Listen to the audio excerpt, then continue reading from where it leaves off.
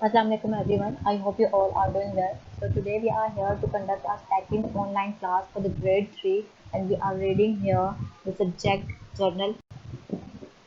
So we have learned about milk teeth and the permanent teeth from the chapter number 1 in the our previous class. So we will continue the same lecture in this second online class. So our chapter is the same but topic is different. The part of tooth. Parts of tooth के अंदर जो हम चीज़ें discuss करेंगे आज वो है हमारे पास हम टूथ के मेन पार्ट्स के बारे में पढ़ेंगे। सबसे पहले टूथ की अपीयरेंस के लिहाज से हमने उसको कितने पार्ट्स में डिवाइड किया हम वो पढ़ेंगे। उसके बाद हमने टूथ कितनी लेयर्स होती हैं टूथ के अंदर, यानी टूथ के अंदर का वो हिस्सा जो कि हमें नज़र नहीं आ रहा होता उसके अंदर उसकी फॉर्मेशन कैसे होती है हम उसके बारे में पढ़ेंगे और वो कितने पार्ट से मिलकर बना होता है हम उसके बारे में पढ़ेंगे। उसके बाद हम प्लाक के बारे में पढ़ेंगे कि प्लाक क्या होता है, प्लाक बनता किस तरह से और प्लाक का रोल क्या है कैविटी फॉर्मेशन में। तो कैविटीज जो बनती हैं वो उसके अंदर प्लाक का रोल प्ले करता है हम उसके बारे में पढ़ेंगे। और इन लास्ट हम कुछ टेक्निक्स जो है हम वो डिस्कस करेंगे। ब्रशिंग टेक्निक्स के हमें ब्रश किस तरह से करना चाहिए ताकि हम अपने टीथ को, चाहे वो मिल्क टीथ हो या आपके मिल्क टीथ हो या हमारे परमिनेंट टीथ हो, हम इनको प्लाक और कैविटी को किस तरह से बचा सकते हैं डिफरेंट डिजीज से, गम डिजीज से या टीथ डिजीज से किस तरह से बचा सकते हैं हम वो सब डिस्कस करेंगे। ठीक है, हम अपना लेक्चर जो है with the recording of the previous class, हम प्रीवियस क्लास की रिकॉर्डिंग करते हैं। प्रीवियस क्लास के अंदर हम लोगों ने मिल्क टीथ के बारे में पढ़ा था और परमानेंट टीथ के बारे में पढ़ा था। तो मिल्क टीथ जो है वो चाइल्ड जो है वो इरप्ट करना शुरू करता है after the 6 month of birth, यानी बेबी की बर्थ के 6 मंथ बाद जो है वो अपने फर्स्ट टीथ जो है वो इरप्ट करता है। वो फर्स्ट टीथ जो अपने इरप्ट करता है वो उसके अपर एंड लोअर जॉ के अंदर सामने के फ्रंट के दो टीथ निकलते हैं जिन्हें हम इंसीजर्स कहते हैं। ठीक है, उसके बाद उन्हीं दो टीथ के साथ ही 2 और इंसीजर्स निकलते हैं, यानी टोटल 4 इंसीजर्स जो है निकलते हैं। और इन इंसीजर्स का फंक्शन ये होता है ताकि जो बेबी है वो अपना फूड जो है वो कट कर सके। उसके बाद उन 4 इंसीजर्स के बाद उसके साइड पे अपर एंड लोअर दोनों जॉ के अंदर लेफ्ट राइट दोनों साइड के ऊपर जो है वो टीथ जो निकलते हैं उन्हें हम कैनाइन्स कहते हैं। कैनाइन्स का बेसिकली मकसद ये होता है कि ये फूड को टेयर करने के लिए इस्तेमाल होते हैं। कैनाइन्स थोड़े से नुकीले दांत होते हैं। उसके बाद जो है हमारा जो मिल्क टीथ था, मिल्क टीथ के अंदर जो है मोलर्स होते हैं दांत। ठीक है, मिल्क टीथ के अंदर जो मोलर्स होते हैं थोड़े चपटे और थोड़ा साइज में बड़े और थोड़े हार्ड होते हैं अपने शेप के अंदर। इनका काम फूड को बिल्कुल ही छोटे छोटे पीसेस के अंदर पीस देना है ताकि डाइजेशन इजीली हो सके। ठीक है, जबकि अगर हम सेकेंडरी टीथ की बात करें तो सेकेंडरी टीथ में हमने डिस्कस किया था कि सेकेंडरी टीथ के अंदर क्योंकि नंबर ऑफ टीथ इंक्रीज हो जाते हैं तो इसीलिए साइज जो टीथ दोनों जॉस का है वो भी बड़ा हो जाता है। ठीक है, मिल्क टीथ का जो सेट होता है वो छोटा होता है जबकि परमानेंट टीथ सेट जो है वो बड़ा होता है क्योंकि उसमें नंबर ऑफ टीथ ज्यादा होते हैं। मिल्क टीथ टोटल 20 होते हैं जबकि परमानेंट टीथ टोटल 32 होते हैं, 16 अपर जॉ के अंदर और 16 लोअर जॉ के अंदर। अब नंबर ऑफ टीथ किस तरह से इंक्रीज हुए, परमानेंट टीथ के अंदर भी 4 इंसीजर्स होते हैं, यानी टोटल 8 इंसीजर्स होते हैं। उसके बाद टोटल जो हमारे पास 4 कैनाइन्स होते हैं। कैनाइन्स के बाद हमारे पास प्री मोलर्स आ जाते हैं, टोटल 8 प्री मोलर्स आते हैं। इनका सेम फंक्शन होता है जो कि मोलर्स का होता है, यानी फूड को छोटे छोटे हिस्सों के अंदर डिवाइड कर देना। उसके बाद हमारे पास मोलर्स जो है वो आ जाते हैं, लेकिन यहाँ पे परमानेंट टीथ के अंदर मोलर्स की जो क्वांटिटी है वो बढ़ जाती है। मिल्क टीथ के अंदर मोलर्स जो है वो टोटल हमारे पास 8 होते हैं, लेकिन परमानेंट टीथ के अंदर हमारे पास टोटल 12 होते हैं। ठीक है, यानी नंबर ऑफ मोलर टीथ भी बढ़ गया है। तो इसी लिहाज से 16 अपर जॉ के अंदर होते हैं, 16 लोअर जॉ के अंदर होते हैं, दोनों को प्लस कर देंगे तो इसके तो टोटल 32 जो टीथ हैं वो हमारे पास होते हैं परमानेंट टीथ के अंदर। ठीक है, अब हम बात कर लेते हैं अपने मिल्क टीथ की सेकंड पॉइंट की। Milk teeth are small in size and white in colour. Milk teeth size में स्मॉल होते हैं, ये भी डिस्कस हो गया, लेकिन वाइट इन कलर होते हैं। वाइट ये कुदरती तौर पे वाइट कलर के होते हैं। ठीक है, they are 20 in number, 10 upper jaw के अंदर होते हैं, 10 ही लोअर जॉ के अंदर होते हैं, दोनों को प्लस कर देंगे टोटल हमारे पास 20 होते हैं। ठीक है, they have thin animal layer. इनकी जो एनिमल की लेयर होती है, यानी जो वो लेयर जो कि टीथ की वाइट लेयर जो आपको नजर आ रही होती है वो क्या होती है, बहुत पतली होती है, थिन होती है। अब परमानेंट टीथ की तरफ आएंगे तो milk teeth are replaced by permanent teeth at the age of 6 year. Milk teeth क्या है, वो परमानेंट टीथ जो है वो मिल्क टीथ को रिप्लेस कर देते हैं, 6 साल की उम्र से उसे रिप्लेस करना शुरू कर देते हैं, ठीक है। They are strong permanent and yellowish in colour, ये नेचुरली जो है ये येलोइश इन कलर होते हैं, क्योंकि इनके एनिमल की लेयर थोड़ी थिक होगी, हम इसे लास्ट पॉइंट में डिस्कस भी करेंगे, इसी वजह से इनकी जो होती है कलर होता है वो येलोइश होता है। They are total 32 in number, और इनके एनिमल की जो लेयर होती है वो थिक होती है as compare to the milk teeth, ठीक है। यहाँ मैं एक पॉइंट डिस्कस करते चलूँ कि बहुत सारे मतलब लोग हैं जो ये सोचते होंगे क्योंकि हमारे टीथ जो है वो हार्ड होते हैं, तो शायद हमारे टीथ जो है ये बोन होगी, कोई हड्डी होगी या हड्डी से मिलके बने होते हैं, तो ऐसा बिल्कुल भी नहीं है। हमारे टीथ जो हैं ये टिश्यूज से मिलके बने होते हैं, ठीक है।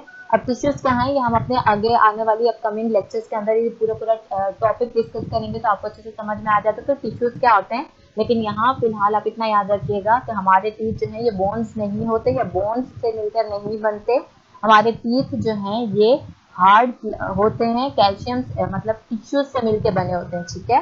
टिश्यू से मिलकर बने होते हैं इनका लोअर हिस्सा, और इनका जो अपर पार्ट होता है जो कि व्हाइट व्हाइट हमें नजर आ रहा होता है, ये कैसे मिलकर बनता है, इस कैल्शियम की से बने हुए क्राउन के ऊपर जो है हमारी एक थिन सी या थिक सी लेयर होती है जिसे हम एनिमल लेयर कहते हैं। ये बात हम आगे डिस्कस करेंगे।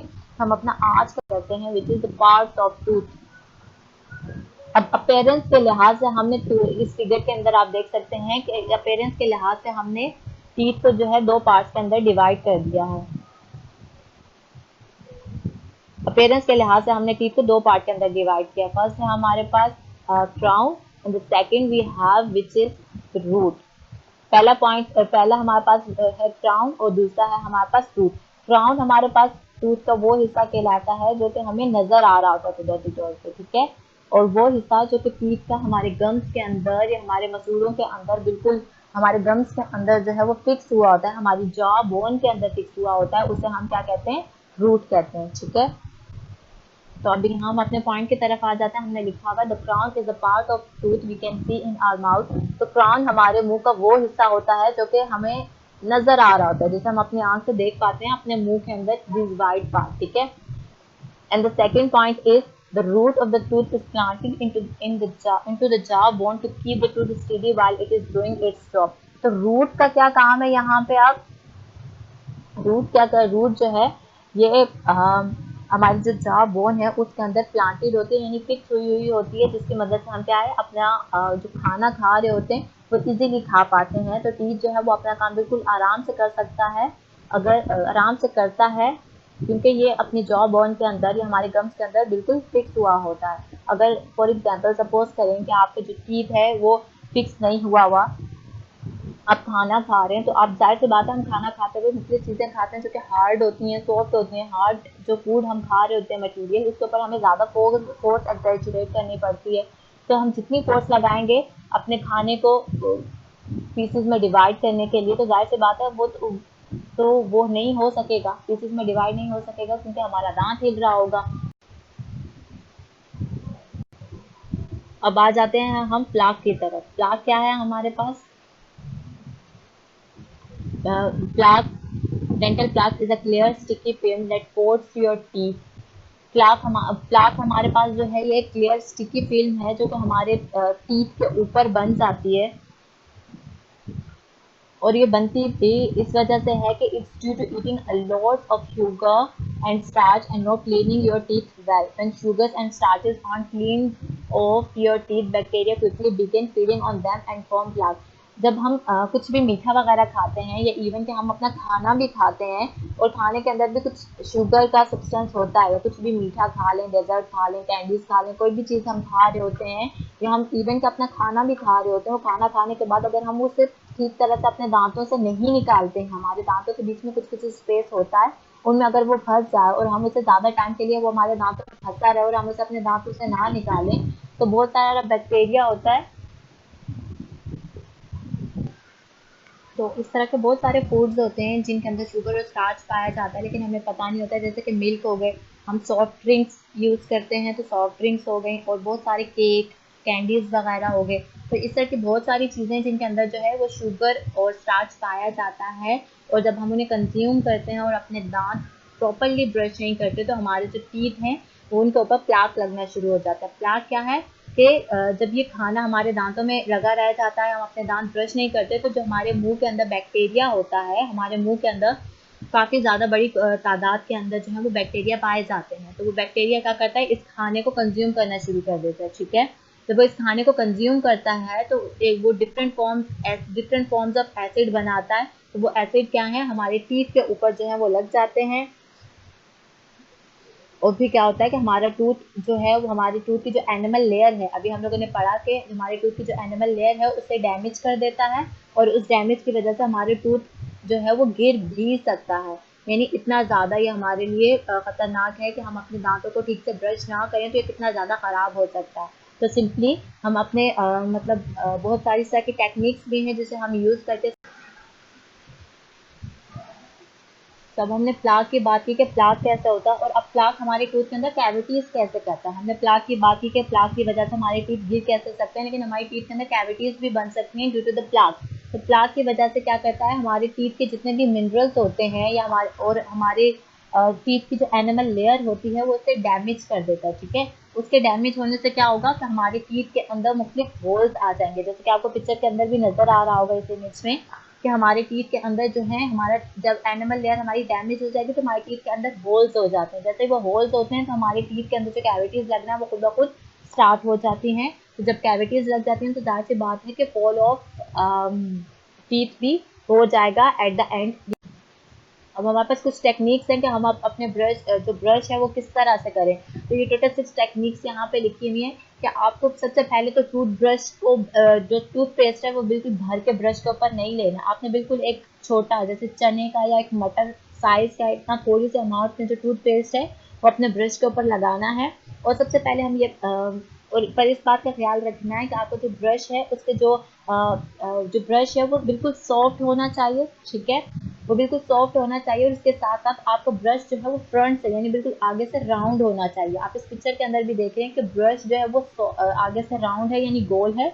इसके जो ये ऊपर से बिल्कुल सॉफ्ट है, और इसके ऊपर बिल्कुल छोटी क्वांटिटी के अंदर बिल्कुल थोड़ी मिकदार के अंदर जो है हमने टूथपेस्ट लगाया, ठीक है। आप ज़्यादा भर के टूथपेस्ट नहीं लगाएंगे। और आपने एक और ख्याल रखना है कि अगर आपके घर में जो भी टूथपेस्ट है आप उसके ऊपर ज़रूर पढ़ें कि आपके टूथपेस्ट के अंदर फ्लोराइड एक एलिमेंट है वो ज़रूर मौजूद होना चाहिए, जो कि आपके दांतों के लिए बहुत ज़्यादा हेल्दी होता है, ठीक है।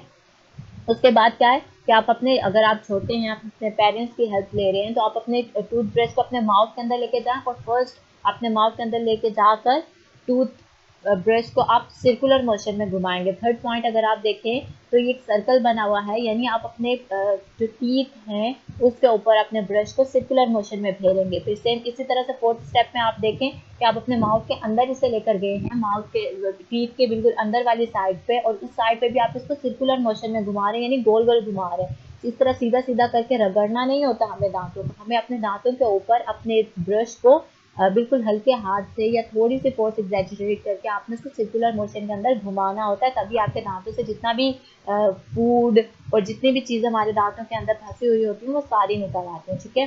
फिफ्थ स्टेप के अंदर आप देखें कि पहले इसको सर्कुलर मोशन के अंदर घुमाने के बाद आप इसको बिल्कुल अपने दांतों के ऊपर ला के स्ट्रेटली मूव करेंगे कि दांतों के ऊपर से भी इससे मूव करेंगे, ठीक है। And the last step is कि आप जितना भी टूथपेस्ट वगैरह है उससे थ्रो करेंगे और अपनी जो है अपने माउथ को वॉश कर लेंगे, ठीक है। ये सिंपल टेक्निक्स थी जो कि आप टूथब्रश करते हुए आपको फॉलो करनी चाहिए। उसके साथ साथ अगर हमें प्लाक फॉर्मेशन से बचना है तो हमें क्या करना चाहिए, सिंपल है कि आपको प्लाक से बचने के लिए अपने दिन में 2 दफ़ा अपने जो है अपने दांतों को ब्रश करना चाहिए और फ्लोराइड कंटेनिंग टूथपेस्ट का इस्तेमाल करना चाहिए, ठीक है। उसके बाद आपको क्या करना चाहिए कि अगर फिर भी आपके मुंह में कैविटीज़ लगना शुरू हो गई हैं या आप बहुत ज़्यादा जो है एहतियात करना चाह रहे हैं कैविटीज़ से बचने के लिए, तो आप क्या कर सकते हैं, अपने डॉक्टर से पूछ के आप एक इस तरह का माउथ वॉश ले सकते हैं जिसके अंदर हमारे पास एंटीबैक्टीरियल जो है कंटेंट प्रेजेंट हो। जब एंटीबैक्टीरियल माउथ वॉश आप लेंगे तो उससे क्या होगा कि आपके मुंह के अंदर जितने अननेसेसरी बैक्टीरियाज होंगे वो सारे के सारे मर जाएंगे, और फिर आपके जो मुंह के अंदर कैविटीज़ और प्लाक लगने का जो रेशियो है वो काफ़ी ज़्यादा कम हो जाएगा, ठीक है। उसके साथ ही साथ आपको क्या करना है कि तकरीबन हर 6 महीने से 8 महीने बाद आपको क्या करना है कि अपने डेंटिस्ट को अपने दांतों को चेक करवाना है प्रॉपर्ली, कि इवन कि आपके दांत जो हैं उनमें कोई खराबी वगैरह तो नहीं हो रही, कहीं प्लाक लगना तो नहीं शुरू हो गया, और इन तमाम चीज़ों के बारे में आपको अपने डेंटिस्ट से कंसर्न करना, और साथ ही साथ मतलब हमें तो आदत है कि हम अपने टूथब्रश को बहुत लंबे टाइम के लिए यूज़ करते हैं, तो 6 से 8 महीनों के अंदर अंदर आपने अपने टूथब्रश को भी चेंज। तो इन तमाम बातों को आई होप आपको सबको समझ में आई होंगी। हम अपने होमवर्क को डिस्कस कर लेते हैं। हमारा होमवर्क का फर्स्ट क्वेश्चन है, how many parts does a tooth have. तो हमारे दांत के कितने पार्ट्स होते हैं आपने ये बताना, ठीक है। क्राउन, रूट और जितनी हमने 4 लेयर्स की बात की उन सारी की सारी लेयर्स को मिला के कितने पार्ट्स हैं आपने ये डिफाइन करना है, ठीक है। You can take the help of the book and the help of this lecture as well. और अगर आपको कुछ भी समझ में नहीं आ रहा है तो आप मुझसे आके कंसर्न कर सकते हैं। And the second question is what is plaque. Plaque क्या होती है? You can check your book, you can check the internet and even this lecture is helpful for the answer. And the third question is define the role of plaque in the formation of cavity. Cavity formation में plaque का क्या role है आपने ये बताना है। हमने अभी इन तमाम चीज़ों को अच्छे से डिस्कस किया। अब ये तमाम बातों को आपने अपनी नोटबुक के अंदर लिखना है।